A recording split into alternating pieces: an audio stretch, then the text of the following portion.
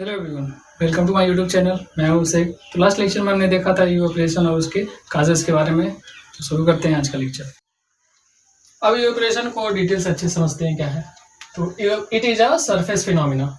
ये इसकी दो प्रॉपर्टी है जो काफी इंपॉर्टेंट है कि इवेपोरेशन जो है वो क्या है, सरफेस फिनोमिना है। इसको भी समझते हैं क्या है। इवेपोरेशन सरफेस फिनोमिना होने का मतलब है कि जो जब भी इवेपोरेशन ऑकर करेगा वो क्या होगा, वाटर के या लिक्विड के सरफेस मतलब अपर सरफेस से ऑकर करेगा। यानी जब भी इवेपोरेशन स्टार्ट होगा तो सबसे टॉप वाले मॉलिक्यूल ही पहले स्केप करेंगे। ओके, और ये स्केप कैसे करेंगे? ये स्केप करेंगे यहाँ पे जो इसके रिलेटिव जो मॉलिक्यूल है इससे टचेज में है उनसे क्या करेंगे, वो लेटेंट हीट ऑफ वेपोराइजेशन लेंगे। ये एक तरह से बस हीट है, latent heat of vaporisation. Okay, latent heat of vaporisation लेंगे ये अपने रेस्पेक्टिव मॉलिक्यूल से और स्केप कर जाएंगे। यानी इसका मतलब ये हुआ कि ये इवेपोरेशन जब भी ऑकर होता है जिस भी सरफेस से, मतलब अगर इसको टॉप लेयर सरफेस मानते हैं लिक्विड का, तो इसके नीचे भी एक लेयर होगा वाटर का। यानी अगर देखा जाए तो मान लीजिए इस सरफेस से इस पे वाटर मॉलिक्यूल है और इनको इवेपोरेशन के प्रोसेस के थ्रू जाना है, तो इस सरफेस से वो क्या करेंगे, लेटेंट हीट ऑफ वेपोराइजेशन को लेंगे और स्केप कर जाएंगे एटमॉस्फेयर में। तो इस तरह से हमारा इवेपोरेशन ऑकर करता है। इसी की वजह से कि यही मेन रीजन है कि इट काजेस कूलिंग इफेक्ट। यानी अगर वो हमारे स्किन से ही अगर वाटर मॉलिक्यूल है और इसको इवेपोरेशन के थ्रू जाना है और स्केप करना है, तो वो हाथ यहाँ से सरफेस से क्या करेगा, अपना लेटेंट हीट लेगा और स्केप कर जाएगा, जिसकी वजह से इस सरफेस को कूल महसूस होगा। ओके, यानी कूलिंग सेंसेशन इस पे आएगा। इसी की वजह से हम लोग देखते हैं कि अगर हम परफ्यूम छिड़कते हैं तो स्किन पे, बॉडी पे कूलिंग सेंसेशन मतलब कूलिंग महसूस होने लगता है। ओके, और ऐसा ही होता है मटके का। मटके में पानी स्टोर करते हैं हम लोग गर्मी के समय में। यहाँ पे भी वही सेम प्रोसेस होता है कि इसके सरफेस मटके में बहुत छोटे छोटे माइक्रो ट्यूब जैसे होल होते हैं, जिसकी वजह से जिसके अंदर से पानी लगातार स्केप करता रहता है। ओके, और ये यहाँ से लेटेंट हीट लेके निकलता रहता है, यानी हीट अमाउंट इसका लेके निकलता रहता है, जिसकी वजह से ये गर्मियों में भी मटके में पानी जो हमेशा रहता है ठंडा रहता है। नॉर्मल टेम्परेचर से हमेशा, मतलब एटमॉस्फेरिक टेम्परेचर से हमेशा मटके का टेम्परेचर क्या होता है, कम होता है और पानी ठंडा होता है। ओके, तो अब ये रहा हमारा इवेपोरेशन। अब अच्छे समझ में आया कि ये क्या करता है, सरफेस फिनोमिना है और ये कूलिंग इफेक्ट करता है। कूलिंग इफेक्ट क्यों करता है? क्योंकि लेटेंट हीट ऑफ जो यहाँ पे लेटेंट हीट ऑफ वेपोराइजेशन की वजह से जो क्या करता है कि लेटेंट हीट ये जिस सरफेस पे से ऑकर करता है उसका वो मॉलिक्यूल क्या करता है, उस पर्टिकुलर सरफेस का लेटेंट हीट लेके निकल जाता है, जिसकी वजह से कूलिंग सेंसेशन होता है। ओके, तो अब हम लोग आते हैं बॉइलिंग की तरफ। अब बॉइलिंग ये प्रोसेस पढ़ते हैं। तो बॉइलिंग क्या है, बॉइलिंग देखते हैं। ओके, तो the process in which liquid substance changes into gas rapidly. Okay, on heating is called boiling और वेपोराइजेशन। बॉइलिंग को वेपोराइजेशन भी कहते हैं। और ओके, तो प्रोसेस में तो समझ में आया कि इसमें भी क्या होगा कि सब्सटेंस लिक्विड से वेपर फॉर्म में चेंज होगा, लेकिन रैपिडली मतलब तेजी से होगा। ओके, क्योंकि बॉइलिंग एक पर्टिकुलर टेम्परेचर पे होता है और इवेपोरेशन हमारा मतलब वो लो टेम्परेचर से ही शुरू हो जाता है, उसका कोई फिक्स टेम्परेचर नहीं होता है। तो अब बॉइलिंग पॉइंट देखते हैं, इसका डेफिनेशन देख लेते हैं। बॉइलिंग पॉइंट क्या होता है? द टेम्परेचर एट विच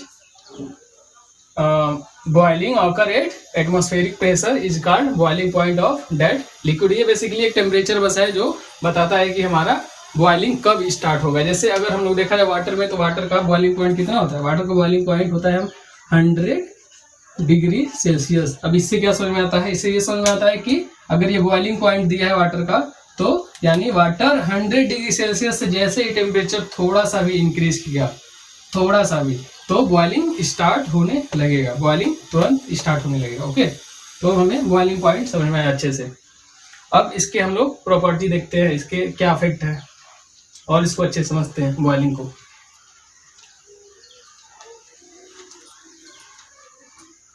तो पहला इफेक्ट तो ये है कि ये जो बॉइलिंग होता है वो क्या है, एक bulk phenomena.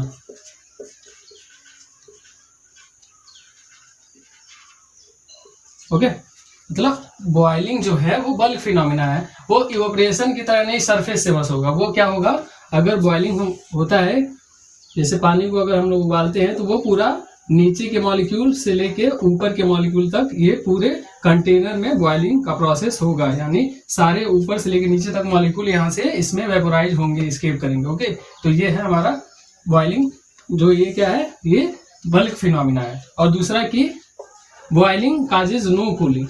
Okay, it causes no cooling effect. जो बॉइलिंग होता है वो हमारा कोई भी कूलिंग इफेक्ट नहीं देता है। समझ में आया? तो ये है बॉइलिंग।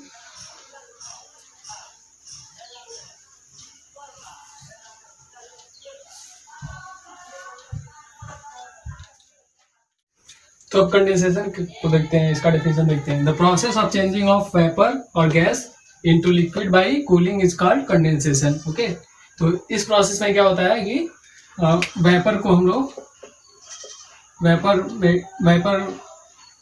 के पार्टिकल को हम लोग क्या करते हैं, टेम्परेचर को कम करके यानी कूल करके, कूलिंग से क्या करते हैं, इसे लिक्विड में लाते हैं।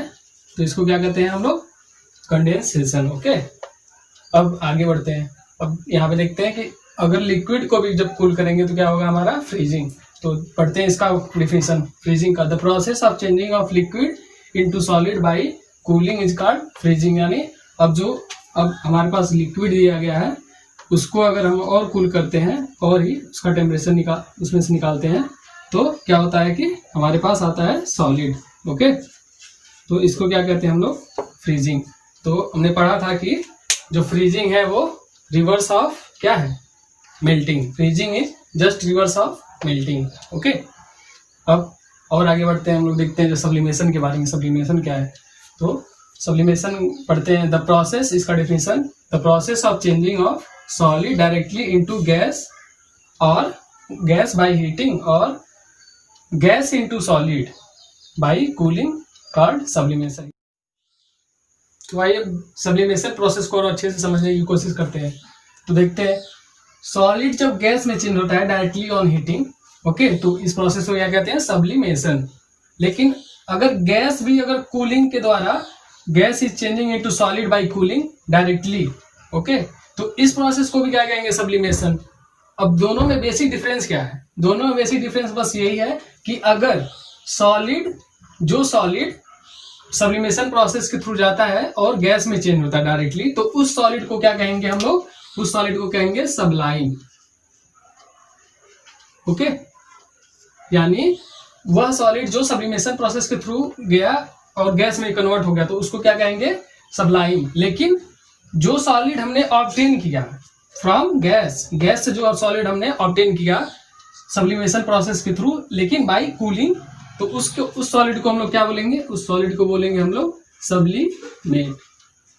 तो हमारे क्वेश्चन में आ सकता है कि सबलाइन बताइए, सब्लिमेट बताइए क्या है, तो हम लोग ऐसे डिफाइन कर लेंगे। ओके, तो अब आगे समझते हैं। तो आइए अब changing of state of matter को हम लोग अच्छे समझते हैं, पूरा प्रोसेस हुआ क्या, कैसे हुआ। तो हमारे पास क्या था, हमने सॉलिड को क्या किया, सॉलिड स्टेट से लिक्विड स्टेट में चेंज किया और लिक्विड स्टेट से हमने गैस स्टेट में चेंज किया। कैसे चेंज किया कि हमने क्या, सॉलिड स्टेट से और उसको हीट किया तो वो क्या हुआ, लिक्विड में चेंज हुआ। तो इस प्रोसेस को क्या कहते हैं, मेल्टिंग। ओके, और हमने जब लिक्विड स्टेट को चेंज किया और हीट किया तो गैसेस स्टेट में चेंज हुआ, उसको क्या कहते हैं हम लोग, बॉइलिंग। ओके, अब अगर हम लोग गैसेस स्टेट को कूल करते हैं, ठीक, गैसेस स्टेट मैटर को कूल करते हैं तो क्या चेंज होता है, हमारा सॉलिड लिक्विड स्टेट में होता है, तो इसको क्या कहते हैं, कंडेंसेशन। और उसके बाद लिक्विड स्टेट को हम लोग और कूल करते हैं तो इस प्रोसेस को क्या कहते हैं, फ्रीजिंग, जिसमें हमें क्या मिलता है, फ्रीजिंग में सॉलिड स्टेट मैटर मिलता है। तो मेल्टिंग का रिवर्स क्या होगा, फ्रीजिंग, और बॉइलिंग का रिवर्स हम लोग क्या कह सकते हैं, कंडेंसेशन। बॉइलिंग, यहाँ पे हीट करने में बॉइलिंग भी होगा और क्या होगा, इवेपोरेशन भी होगा। ओके, तो ये भी ऐसा ना मानिएगा इवेपोरेशन नहीं होगा, इवेपोरेशन भी होगा और बॉइलिंग भी होगा, टेम्परेचर पे डिपेंड करेगा। तो इसमें अब देखते हैं होता क्या है। तो जब भी हमारा फेज ट्रांसफॉर्मेशन होता है, यानी जब सॉलिड से लिक्विड में चेंज होगा तो क्या होगा, टेम्परेचर क्या होगा, टेम्परेचर हमारा क्या होगा, कांस्टेंट होगा। टेम्परेचर मैंने पहले भी बताया था कि टेम्परेचर कांस्टेंट रहेगा। तो अब टेम्परेचर कांस्टेंट क्यों रहेगा ये देखते हैं, एक और अच्छे समझते हैं। तो जब सॉलिड से हम लिक्विड में चेंज करते हैं तो उससे होता क्या है कि एक होता है कि उसके बीच में मॉलिक्यूल अच्छे से बाइंड होते हैं, तो उस फेज को, उस बाइंडिंग एनर्जी को तोड़ने के लिए, ओवरकम करने के लिए क्या होता है, हमें हीट रिक्वायर्ड होता है। तो हम लोग जो एक्स्ट्रा अमाउंट ऑफ हीट देते हैं वो टेम्परेचर को राइज ना करने की यूज में आके क्या होता है कि वो स्टेट को चेंज करता है, वो उसके स्टेट को चेंज करता है। यानी मॉलिक्यूल अगर सॉलिड के इस तरह से कुछ अरेंज है तो अब लिक्विड के थोड़ा सा अब रेंडमली अरेंज होंगे। तो इसी को क्या कहेंगे, इस पर्टिकुलर टाइप को चेंज होने के लिए क्या होगा, टेम्परेचर कांस्टेंट रहेगा और वो हीट एनर्जी यूज हो जाएगी। तो यही सारा, जब भी हम लोग हीट प्रोवाइड करेंगे तो यही प्रोसेस होना है, और हीट कूल करेंगे तो जस्ट इसका रिवर्स होना है। यानी अगर हम इसको कूल करते हैं तो तब सारे मॉलिक्यूल अच्छे से अपनी स्टिक होंगे और एक पर्टिकुलर मैनर में अरेंज होंगे। तो वो जो हीट हम लोग एक्स्ट्रा वो फेज ट्रांसफॉर्मेशन के लिए यूज होता है उसको हम लोग क्या कहते हैं, लेटेंट हीट। ओके, तो अब लेटेंट हीट को अच्छे से और समझते हैं, लेटेंट हीट को देखते हैं क्या होता है। तो लेटेंट हीट का डिफिनेशन क्या है कि the heat energy which has to be supplied, okay, the heat energy which has to be supplied to change the state of matter or substance is called its latent heat. इसका मतलब क्या होगा कि हाँ वही है कि जब हम लोग सॉलिड स्टेट से लिक्विड स्टेट में चेंज करते हैं तो स्टेट को चेंज करने के लिए जो extra amount of heat use होता है वो टेम्परेचर को नहीं बढ़ाता। वो उस समय टेम्परेचर क्या, फेज ट्रांसफॉर्मेशन स्टेट चेंज होने के दौरान वो टेम्परेचर क्या होता है, कांस्टेंट होता है। बस वो हीट एनर्जी इसको स्टेट चेंज करने में यूज होता है। उसी हीट को क्या कहते हैं हम लोग, लेटेंट हीट। अब अगर हम लोग सॉलिड को लिक्विड में चेंज करते हैं, ओके, तो इसे क्या कहेंगे, लेटेंट हीट ऑफ फ्यूजन कहेंगे। और यदि हम लोग लिक्विड को गैसियस में चेंज करते हैं तो इसको क्या कहेंगे, उस समय जो extra amount of energy use होगा उसको क्या कहेंगे, लेटेंट हीट ऑफ वेपोराइजेशन। इतनी बात समझ आई होगी आप लोगों को। इस प्रोसेस के दौरान जो extra amount of heat use होता है उसको क्या कहेंगे, latent heat of vaporisation.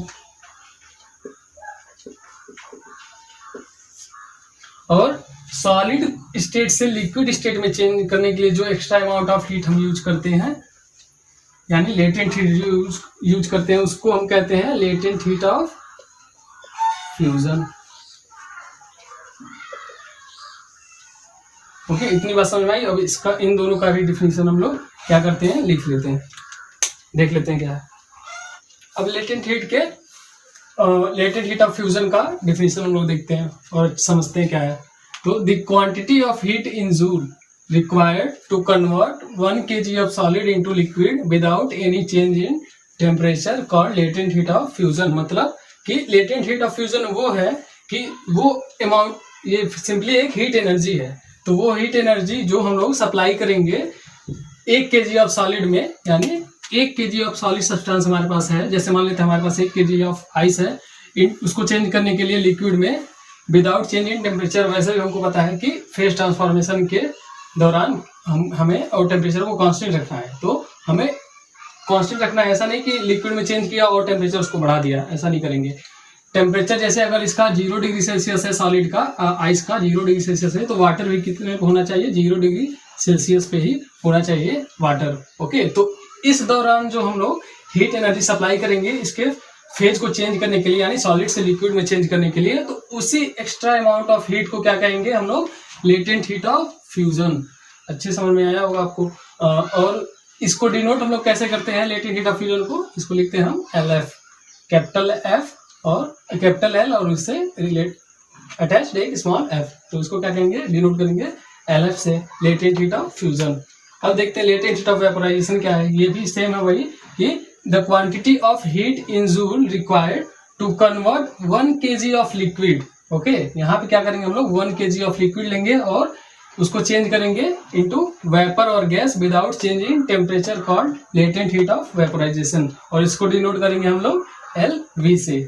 Okay, तो यहाँ पे क्या होगा कि 1 kg ऑफ लिक्विड लेंगे और उसे चेंज करेंगे हम लोग वेपर या गैस में, और ध्यान देंगे कि उसका टेम्परेचर चेंज ना हो। यानी अगर इसका अगर 25 डिग्री सेल्सियस मान लेते हैं, एग्जाम्पल लेते हैं कि अगर इसका 40 डिग्री सेल्सियस लिक्विड है तो ये 40 डिग्री सेल्सियस का ही वेपर भी होना चाहिए। ओके, तो इस दौरान जो एक्स्ट्रा अमाउंट ऑफ हीट इसको यूज हो मतलब रिक्वायर्ड होगा चेंज करने के लिए लिक्विड से वेपर में, तो उसको हम लोग क्या कहेंगे, लेटेंट हीट ऑफ वेपोराइजेशन। ये भी दोनों क्या है, एक हीट एनर्जी है।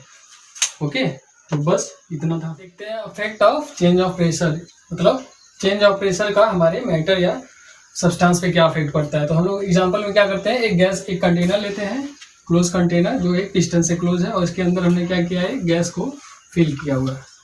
तो अब हम लोग क्या करेंगे, कंटेनर को, इस पिस्टन को क्या करेंगे और नीचे की तरफ प्रेस करेंगे, मतलब प्रेशर को अप्लाई करेंगे, यहाँ से एक प्रेशर लगाएंगे। तो हम देखेंगे कि इसके जो मॉलिक्यूल है, प्रेशर कंटेनर का वॉल्यूम अब छोटा हुआ, कंटेनर का वॉल्यूम और घटा, तो क्या होंगे, ये मॉलिक्यूल जो होंगे और नज़दीक आएंगे, इनके बीच में डिस्टेंस और कम होगा। ओके, तो गैस को हम लोग क्या कर रहे हैं, उसके मॉलिक्यूल को और नज़दीक ला रहे हैं, फिर और प्रेशर लगाएंगे, प्रेशर को और इंक्रीज करेंगे, तो हम लोग देखेंगे कि मॉलिक्यूल हैं वो क्या है, बहुत काफ़ी नज़दीक पास आ गए हैं, और ये क्या हो गए हैं, लिक्विफाइड हो गए। यानी हमने क्या किया, गैस को चेंज कर दिया प्रेशर लगा के लिक्विड में। अब इस पूरे प्रोसेस के दौरान हम लोग क्या करेंगे, टेम्परेचर को कांस्टेंट रखेंगे। ओके, टेम्परेचर को कांस्टेंट रखेंगे इस पूरे प्रोसेस के दौरान। तो हमने देखा कि प्रेशर को लगा के हम लोग क्या कर सकते हैं, गैस को लिक्विड में चेंज कर सकते हैं, प्रोवाइडेड क्या कंडीशन की, टेम्परेचर हमारा क्या होना चाहिए, कांस्टेंट होना चाहिए। तो हम लोग क्या करते हैं, अमोनिया गैसेज को इसी तरह से हम लोग अमोनिया गैसेज मतलब NH3 को हम लोग क्या करते हैं, लिक्विफाइड करते हैं। लिक्विफाइड करने के लिए क्या करते हैं, यही प्रोसेस लगाते हैं कि हम लोग प्रेशर लगाते हैं और टेम्परेचर को घटाते हैं। मतलब प्रेशर जब हम लोग जैसे ही बढ़ाएंगे तो टेम्परेचर हमारा क्या होगा, इंक्रीज होगा, तो टेम्परेचर को घटाएंगे और प्रेशर को बढ़ाएंगे, तो जिससे क्या होता है, अमोनिया गैस से हमारा लिक्विड में चेंज हो जाता है। ओके,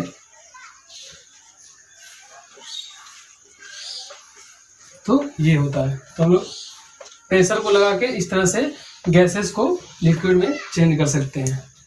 अब हम लोग लास्ट टॉपिक पढ़ते हैं आज का। हमने पढ़ा कि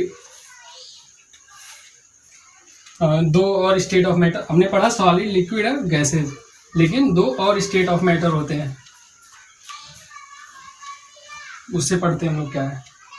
तो जो चौथा स्टेट ऑफ मैटर है वो क्या है, प्लाज्मा। ओके, तो ये प्लाज्मा स्टेट ऑफ मैटर क्या है, ये क्या होता है कि it is a mixture of electron and ion.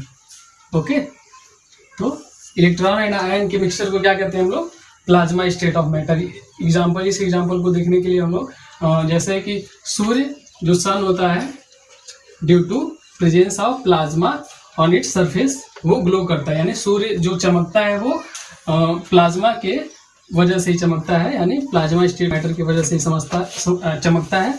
उसके सरफेस पे हमें क्या होता है कि इलेक्ट्रॉन और आयन के मिक्सचर दिखाई देते हैं। ओके, तो इलेक्ट्रॉन एंड आयन मिक्सचर को हम लोग क्या कहते हैं, प्लाज्मा स्टेट ऑफ मिक्सचर कहते हैं। ओके, और भी एग्जांपल है जैसे हमारे नियॉन ट्यूब लाइट। ओके, तो नियॉन ट्यूब लाइट भी ग्लो क्यों करता है, वो भी प्लाज्मा स्टेट ऑफ मैटर।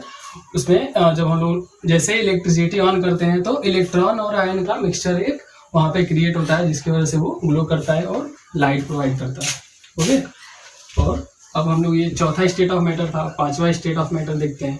पांचवा स्टेट ऑफ मैटर है हमारा Bose Einstein. Okay, Bose Einstein condensate.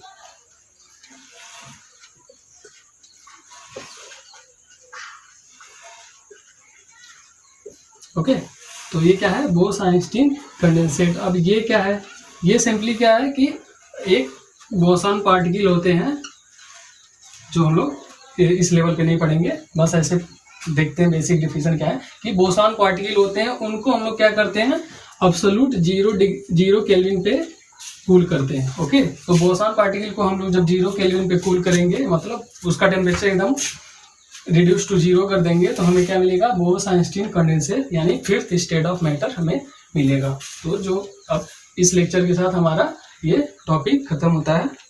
Okay.